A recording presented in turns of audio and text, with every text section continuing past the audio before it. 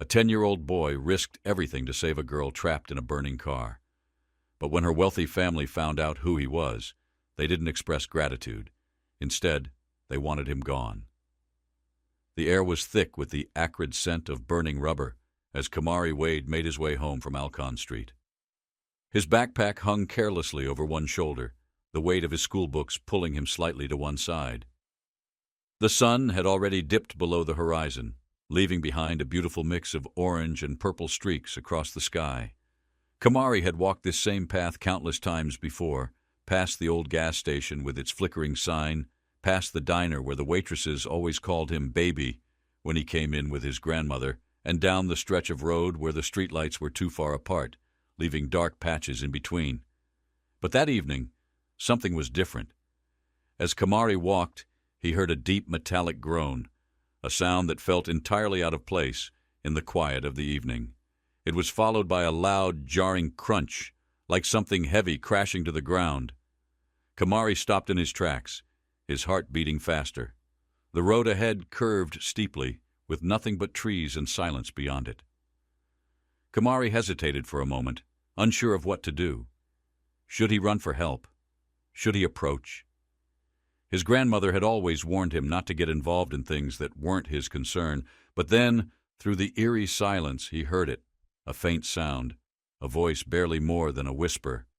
Without thinking, Kamari dropped his backpack and ran toward the source of the sound. As he got closer, he saw it. A car flipped on its side, smoke curling from the hood. The shattered glass sparkled in the dim light like scattered diamonds. The front bumper was crushed against a tree, and the engine sputtered weakly, as though it was struggling to hold on to life. Kamari's heart pounded in his chest as he froze, unsure of what to do. Should he keep his distance or rush to help? But then he heard the voice again, a faint, desperate whisper. Kamari's heart clenched. He moved forward, his steps heavy with fear and urgency. The windshield of the car was cracked like a spider's web, but through the broken glass he could make out the form of a girl. She was a little older than his sister, her head tilted unnaturally, blood staining the side of her face. Her lips moved, but the sound that escaped her was barely audible. Kamari's instincts kicked in. He shouted, pressing his hands against the broken windshield, trying to get her attention. "Hey, can you hear me?" he yelled. The girl stirred, her eyes fluttering open just a fraction, a faint whimper escaping her lips. His hands trembled, but Kamari didn't stop to think. He acted. Without hesitation, he scrambled to the other side of the car, the sound of crunching glass and metal beneath his sneakers. The air was thick with smoke now, sharp and acrid in his throat, but Kamari didn't back away. The car door was crushed, the handle barely visible beneath the twisted metal. He tugged at it with all his strength, but it wouldn't budge. Panic gripped him. His heart raced, but he didn't stop. "Come on, man," he whispered to himself, gripping the door harder. His fingers slipped against the jagged metal, but he kept going. Then a sharp crackling sound made him look up. The smoke was thickening, darkening rapidly. Kamari's stomach twisted with fear as he glanced back at the girl. Her eyes were barely open, but she was still alive. She needed him. There was no time left. Kamari planted his foot against the wreckage, his small arms reaching through the shattered window. The jagged edges scraped against his skin, but he didn't care. His fingers found something, her sleeve. "I got you," he whispered, pulling with all his might. He whispered under his breath as he pulled harder, trying desperately to free her. She barely moved, the faintest sound escaping her lips. "Help!" she gasped weakly. Kamari screamed, his voice echoing through the trees, but the road was empty. No headlights, no sign of anyone coming to their rescue. It was just him. Determined, Kamari adjusted his grip and yanked with all his strength. The girl groaned, her body shifting just a little, but she was stuck. Kamari let go, panting heavily, his mind racing for a solution, for anything that could help her. His eyes darted frantically to the shattered windshield, trying to figure out a way to get her out. Could he break it more? Could she crawl through the opening? Kamari grabbed a loose piece of metal from the ground and slammed it against the windshield. A crack appeared, and then another, and on the third hit, part of the glass caved inward. Kamari didn't hesitate. He reached through, ignoring the sting of fresh cuts tearing at his skin. His fingers found her arm again. "You gotta move," he said, his voice trembling with urgency but still steady. The girl moaned softly, and Kamari pulled with everything he had. Her body shifted, but it wasn't enough. He pulled again, his hands gripping her harder, and then finally her torso slid forward. Then suddenly she tumbled out of the car, and Kamari staggered back, catching her as best he could.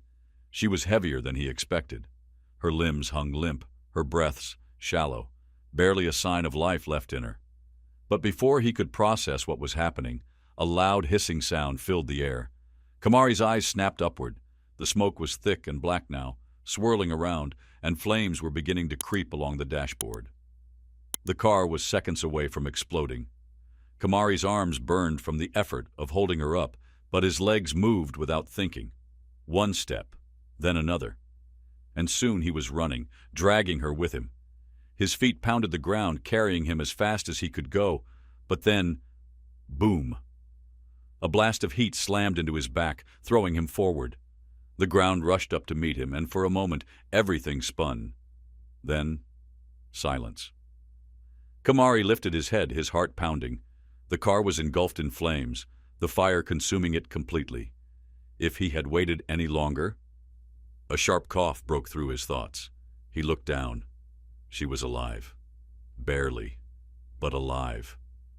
Kamari exhaled, his chest heaving as if he had just run a marathon. The sound of distant sirens filled his ears, and soon the flashing lights of an ambulance flickered through the trees. Kamari looked at the girl's face, pale, streaked with blood, barely hanging on to life. She had no idea who he was, and in a few minutes, when the paramedics took her away, she probably never would. But Kamari knew. He felt deep in his bones that this wasn't the end, not even close. The flashing lights of the ambulance faded into the distance, swallowed by the night. Kamari stood there for a moment, his heartbeat still thudding in his ears, the heat from the fire still tingling against his skin. He could feel the small cuts on his arms where the glass had torn at him, the fabric of his shirt damp with sweat. But there was no time to focus on that now. Grandma Birdie would be wondering where he was, and if he didn't get home soon, she'd start worrying. So he did what he always did. He picked up his backpack, slung it over his shoulder, and kept walking. The next morning, the world felt exactly the same as it always did. Cars honked, kids laughed, the smell of frying bacon from Mr. Leary's corner store wafted through the air. The sidewalk was still cracked in the same places, and the rusted chain-link fences lined yards that had seen better days. Kamari sat at the kitchen table, chewing on a piece of toast. His legs swung underneath the chair across from Grandma Birdie, who shuffled through a stack of bills, muttering to herself. "You eating that toast? Or are you just holding it for decoration?" she asked, not even looking up from the papers in her hand. Kamari took another bite. "I'm eating it." Grandma Birdie peered at him over the top of her reading glasses. "You're quiet this morning," she observed. Kamari shrugged. "Just tired." Birdie didn't ask any more questions. Birdie sighed, rubbing the back of her neck, before grabbing her purse from the counter. "I'm heading to work. Walk your sister to school and don't let me hear about you running that mouth with those boys on the block again." Kamari nodded, as he always did. His older sister, Tiana, stomped into the kitchen, radiating all the attitude a 14-year-old could pack into her small frame. "You better not slow me down today," she said, stuffing a notebook into her backpack. Kamari rolled his eyes, but didn't argue. 10 minutes later, they were walking toward Hawthorne Elementary. The cracked sidewalk bounced under their sneakers, and the street hummed with the usual morning sounds, dogs barking, car doors slamming, music drifting through open windows. Kamari knew every face in the neighborhood, every shortcut, and every spot to avoid. Usually, he didn't think much about the things that weren't his business, but that day his mind kept wandering back to the night before, to the car, the fire, the girl. What was her name? Was she okay? He shook the thoughts away, trying to focus on the present, but something deep down told him he hadn't seen the last of her. At school, everything felt the same. The teacher droned on about fractions. The the smell of dry erase markers thick in the air. Kids passed notes under their desks. The old AC unit rattled above them, trying to cool the classroom. Kamari sat near the window, his fingers tapping absent-mindedly against his desk. At lunch, he met up with his best friend, Tyrell, outside by the basketball courts. "What's wrong with you?" Tyrell asked, taking a bite of his sandwich. "Nothing," Kamari answered, but Tyrell wasn't convinced. "You look weird, like extra weird." Kamari kicked at the dirt, looking down. "You ever do something, but you don't know if you should talk about it?" Tyrell squinted at him, his brow furrowing. "No, fool, then what?" Kamari hesitated, unsure. He knew how things worked. If you weren't somebody, nobody cared. And he wasn't somebody. But last night, for just a few minutes, he had been. He sighed, letting the weight of it all settle over him. "Forget it," Tyrell shrugged. "Suit yourself." But Kamari couldn't forget it. That night, after homework and dinner, he lay in bed staring at the ceiling. The whir of the fan above him cast long, moving shadows across the walls. But he barely noticed it. Somewhere across town, that girl was waking up in a hospital bed with no idea who had saved her life. That was about to change. Emma Caldwell slowly opened her eyes, blinded by the harsh white light. Everything was a blur at first. Beeping machines, murmured voices just outside the door, and a dull ache pulsing through her body. Her head felt heavy, her throat dry as if she hadn't spoken in days. Then it all rushed back, the rain, the sharp jolt as the car spun out of control. Her chest tightened. She shouldn't be here. She should have been... "Emma?" Her mother's voice broke through the fog. She was standing at the foot of the hospital bed, her hands clasped together like she was praying in secret. "Baby, do you know where you are?" Emma swallowed, her voice barely above a whisper. "Hospital?" Her mother's shoulders sagged with relief. "Oh, thank God." She looked at Emma with wide, tear-filled eyes. "The doctor said you suffered a concussion and a broken rib. But Emma, you could have died." Emma didn't need the reminder. She turned her head slowly, seeing her father standing nearby, stoic as always, even now in his tailored suit, looking like he had just come from a board meeting rather than sitting by his daughter's hospital bed. "Who saved me?" Emma asked, her voice scratchy. Her mother frowned, glancing at her husband before responding. "A boy. Young. We don't know his name yet, but the paramedics said if he hadn't pulled you out when he did, you wouldn't have made it." Emma blinked, trying to piece the memory together. She remembered flashes, movement, hands reaching for her, a voice telling her to move. But everything was foggy, like a dream slipping away before she could grasp it. She wanted to thank him. "We need to find out who he is," she murmured. Her father sighed, his expression unreadable. "Emma, let's focus on your recovery." Her mother didn't seem as dismissive. "I agree. We need to know who saved our daughter's life. We owe him that." Emma saw her father's jaw tighten. He didn't like the word owe. It was evident in the way he barely let his eyes flicker. "Let's not make this a spectacle," he said, his voice cool. But Emma's mother wasn't deterred. She turned to the nurse who had just entered the room.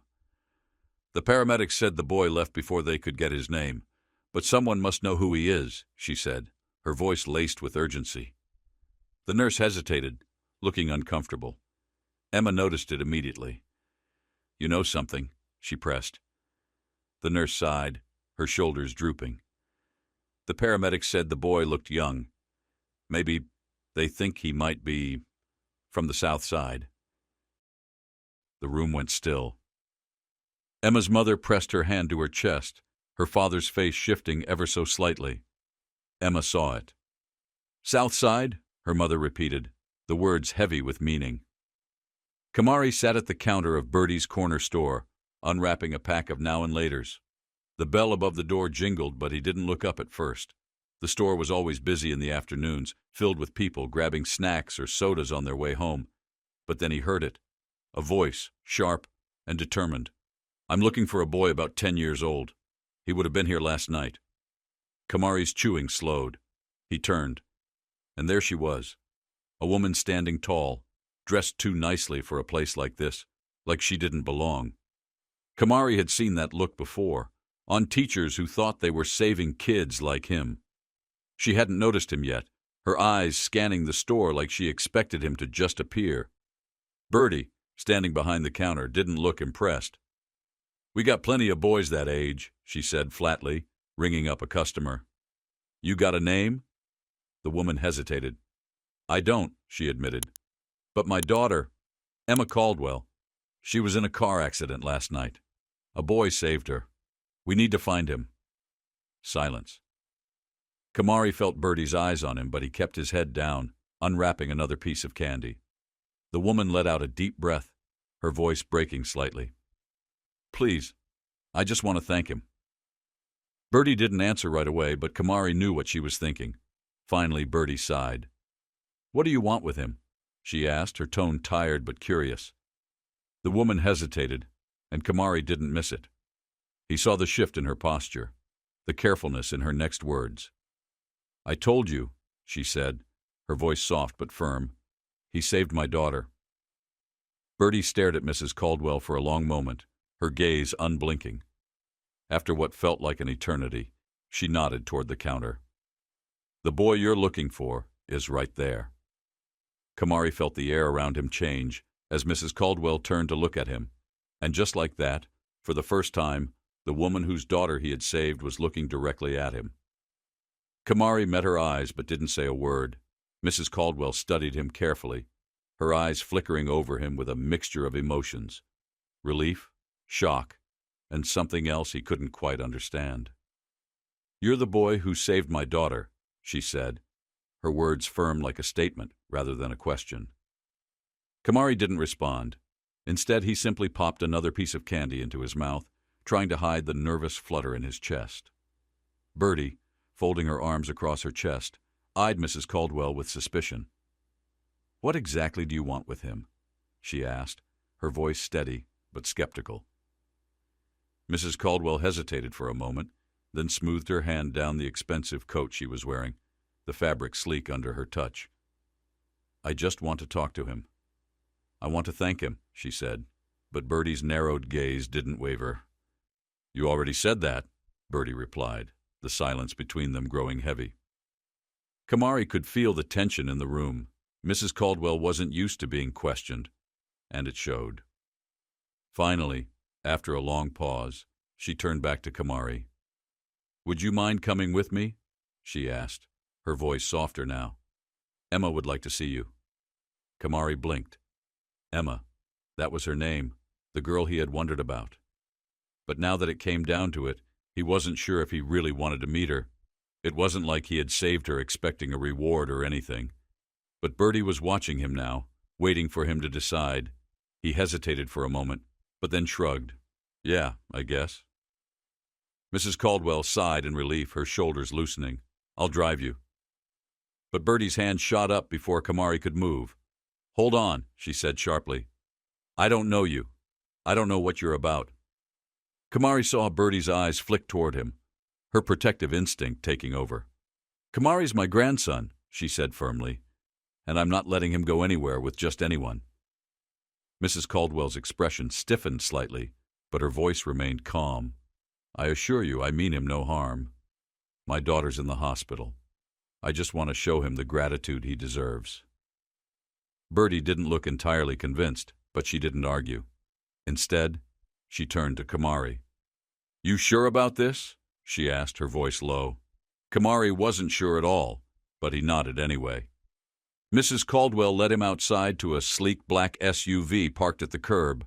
As the door clicked open without her touching it, Kamari's eyes widened. He had never been in a car like this before. The inside smelled like leather and something expensive that he couldn't quite place. The seat swallowed him up as he sat down, and Mrs. Caldwell pulled out her phone. Her attention focused on it as the driver pulled away. Kamari stared out the window, watching the streets of Southside blur past. Corner stores, barber shops, kids playing in front yards with chain-link fences. All familiar sights he'd seen countless times. But the farther they drove, the more everything changed. The streets grew wider, the buildings taller, Everything looked newer, more polished. By the time they reached the hospital, Kamari felt like he had stepped into another world entirely. Emma was lying in her hospital bed, flipping through TV channels with a bored expression when the door opened. As soon as she saw Kamari, her eyes froze. She stared at him for a moment, then her eyes widened. "It's you," she whispered. Kamari shifted uncomfortably, not sure what he had expected, but it certainly wasn't this. "You remember me?" he asked, his voice uncertain. Emma nodded slowly. "Not everything. But I remember your voice. You told me to move." Mrs. Caldwell stepped aside to let them have their moment, her eyes lingering on the interaction. Emma swallowed, taking a deep breath. "They told me what happened. How you saved my life." Kamari shrugged, trying to downplay it. "I just did what I could." But Emma's eyes softened, and her gaze intensified as she studied him. "That's not just anything," she said. "You saved me." She paused, as if weighing something. "You live on Southside, don't you?" Kamari stiffened at the question. He knew exactly what she meant, what everyone meant when they asked it like that. But before he could respond, the door opened again, and Emma's father, Charles Caldwell, walked in. The moment his sharp eyes landed on Kamari, the air in the room shifted. It was as if the world itself had tensed. Mr. Caldwell scanned Kamari, sizing him up, like he was a puzzle piece that didn't quite fit. Kamari could feel the weight of the man's stare, but he didn't back down. Emma was the first to speak. "Dad, this is Kamari. I know who he is," Mr. Caldwell interrupted, his tone cold and dismissive. Kamari could tell by the way Mr. Caldwell said it that it wasn't a compliment. Mr. Caldwell stepped further into the room, his polished shoes silent on the sterile floor. He didn't extend a hand for a handshake. "You saved my daughter's life?" It wasn't a question. Kamari simply nodded. "Yes, sir." A long pause followed, the silence thick. Then Mr. Caldwell exhaled sharply, slipping his hands into his pockets. "Well, that's fortunate." Emma's eyes narrowed at the comment. "Fortunate?" she echoed, her voice edged with disbelief. But her father didn't acknowledge her. Instead, he turned to his wife. "Why is the press asking about him?" Mrs. Caldwell's expression shifted. "What?" "I just got a call from the Tribune," he said, irritation lacing his voice. "They want to run a story about the young hero who saved the Caldwell heiress." He glanced at Kamari, his gaze piercing. "I assume you didn't go looking for attention." Kamari frowned, his stomach twisting. "No, sir," he replied, keeping his voice steady. Emma sat up straighter in her bed, looking directly at her father. "So let them write it. People should know what he did." Mr. Caldwell wasn't convinced. He turned back to Kamari, his eyes narrowing as if he was searching for something. "What do you want?" Kamari blinked, confused. "What do you want in return?" Mr. Caldwell repeated. Kamari's stomach churned as it clicked. Mr. Caldwell thought this was about money. That was all he saw. A transaction. Kamari fought to keep his expression neutral, though the thought of it twisted something deep inside him. "I don't want anything." Mr. Caldwell's expression remained unchanged, his gaze still locked on Kamari. Emma looked horrified, her voice trembling with frustration. "Dad, he's not here for a payout." Her father ignored her, his eyes never leaving Kamari, as though he were waiting for a lie to slip out. After what felt like a long moment of scrutiny, Mr. Caldwell sighed, his voice tight. "I'll handle the press." Mrs. Caldwell frowned, her brows knitting in confusion. "What does that mean?" "It means this doesn't become a story," he replied, his tone clipped and final. "We don't need reporters digging into things. It's better for everyone if this stays quiet." Kamari understood exactly what he meant. Mr. Caldwell didn't want the headlines to read "Poor Black Kid Saves Rich White Girl." That would raise questions that men like him didn't like answering. Emma's eyes were filled with disbelief, like she was about to argue, but her father was already pulling out his phone, fingers quickly typing away.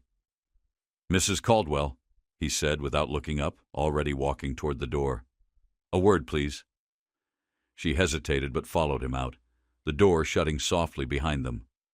The second they were alone, Emma exhaled sharply, her breath a mixture of frustration and disbelief. "God," she muttered, running a hand through her hair. "I'm so sorry." Kamari just shrugged, already knowing how this would play out. He'd seen it before. Rich people like Mr. Caldwell didn't like owing anything to people like him, especially not to kids from places like Southside. Emma sighed, her eyes softening as she looked at him. "My dad's complicated. He doesn't trust people easily." Kamari wasn't stupid.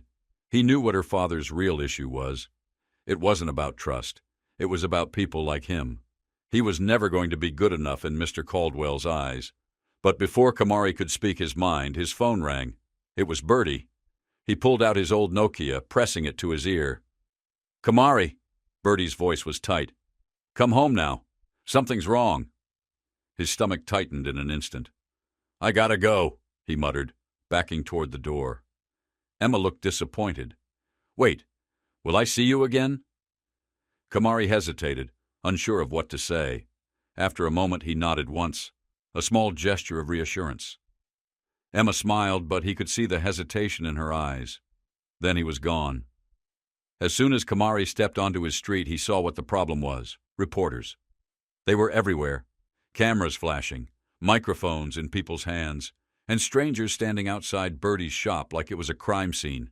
"Hey, kid!" someone called out, pushing their way through the crowd. "Are you the one who saved Emma Caldwell?" "Kamari, how does it feel to be a hero?" another voice shouted. The word hero twisted his stomach. He pushed through the crowd, his steps quick and determined, and ducked into the store. The second the door shut behind him, Bertie was there, her eyes sharp as she scanned him up and down. "What did you do?" Kamari's chest tightened. "Nothing. I didn't say nothing to nobody." Bertie let out a breath, rubbing her temple as if the weight of it all had finally caught up to her. "Well, somebody did, 'cause now we've got news vans camped out front. And you know what that means." Kamari swallowed hard. "What does it mean?" "This ain't just about you anymore," Bertie said, her voice low and steady. He knew she wasn't wrong. The media loved a feel-good story. But what happened when the cameras packed up? When the reporters moved on? What would happen to him then? To his family? Kamari wasn't sure anymore. Saving Emma Caldwell had felt like the right thing to do in the moment. But now? Now it felt like it might be the worst thing he'd ever done. For the next 2 days, Kamari couldn't leave the house without a camera in his face. The constant noise of reporters asking questions he didn't want to answer. People he didn't know were calling him a hero. The news played his story like it was some fairy tale. Brave young boy saves heiress from fiery wreck. Except Kamari wasn't living in a fairy tale. He was living in Southside, where the grocery stores barely stocked fresh produce, and the streetlights flickered when they didn't shut off entirely. Where police cruised through the neighborhood slowly, but never stopped to help. And now suddenly everyone cared, but Kamari knew the truth. How long would it last? A few days? A week, maybe? He already knew the answer. Not long. Emma Caldwell hadn't stopped thinking about him, though. Her phone buzzed constantly with messages from friends wanting the inside scoop, and her Instagram was flooded with comments from people who had never even spoken to her before. But Kamari? He hadn't heard from her since the hospital. Her father had kept his word and handled the press, just like he said he would. The reporters were already moving on to the next big story. Soon, the world would forget Kamari Wade even existed. But Emma wouldn't let that happen. Kamari sat on the stoop outside Bertie's shop, hoodie pulled up, head down. He was tired, worn from everything that had happened. "Boy, stop sulking," Bertie muttered as she swept the sidewalk. "You act like you've got a reason to be ashamed." Kamari didn't answer at first, his eyes fixed on the pavement. "I don't like all this," he grumbled. "I didn't do nothing special." Bertie stopped sweeping and looked at him hard, her gaze steady. "You pulled a girl out of a burning car," she said, her voice soft but firm. "You did something that grown men might have run from." Kamari stayed silent, the weight of her words pressing down on him. Bertie sighed, setting the broom aside and stepping closer. "Listen to me. The world doesn't decide if you're special. You do." Before Kamari could respond, A sleek black car pulled up. He already knew who it was before the door opened, and Emma stepped out. Not her mom, not a driver, just her. She walked up to him, arms crossed against the cool breeze. "Can we talk?" Bertie smirked, walking toward the door of the shop. "I'll be inside," she muttered, disappearing from view. Kamari glanced at Emma, his voice still unsure. "You're supposed to be resting." Emma snorted. "I've done nothing but rest." They sat in silence for a moment, the breeze swirling around them. Then Emma reached into her pocket and pulled out a folded piece of paper. She handed it to him. Kamari frowned, his eyes scanning the paper. "What's this?" "My dad's lawyer wrote up a check," she muttered, a bit of bitterness creeping into her voice. "A lot of zeros. My parents think that's the only way to say thank you." Kamari's stomach churned, the thought of money making him feel even more uneasy. Emma sighed, her voice softer. "I told them you wouldn't take it." She wasn't wrong. Kamari didn't need their money. Money wouldn't change how Mr. Caldwell looked at him in that hospital room. Money wouldn't stop the reporters from moving on to the next story. "Next week," he muttered, shaking his head. "I don't want it." Emma smiled, the corners of her lips lifting slightly. But before Kamari could say anything else, Emma pulled out another piece of paper from her pocket. "Maybe you'll take this," she said, her voice hesitant but hopeful. Kamari raised an eyebrow, looking down at the second sheet. "What is it?" "My school," Emma said, a touch of pride in her voice. "They have a scholarship program," Emma said, her voice quiet but filled with purpose. "I asked my mom to pull some strings." Kamari stared at the paper in his hand, still processing the weight of her words. The offer was unreal. A full ride, everything covered. His throat tightened as he swallowed, his eyes tracing the letters on the page. Full scholarship. He didn't know what to say. Emma leaned back, her expression softening. "Because you didn't ask for anything, and that's why you deserve something." Kamari's grip on the paper tightened, his fingers almost trembling. This was beyond anything he'd ever imagined.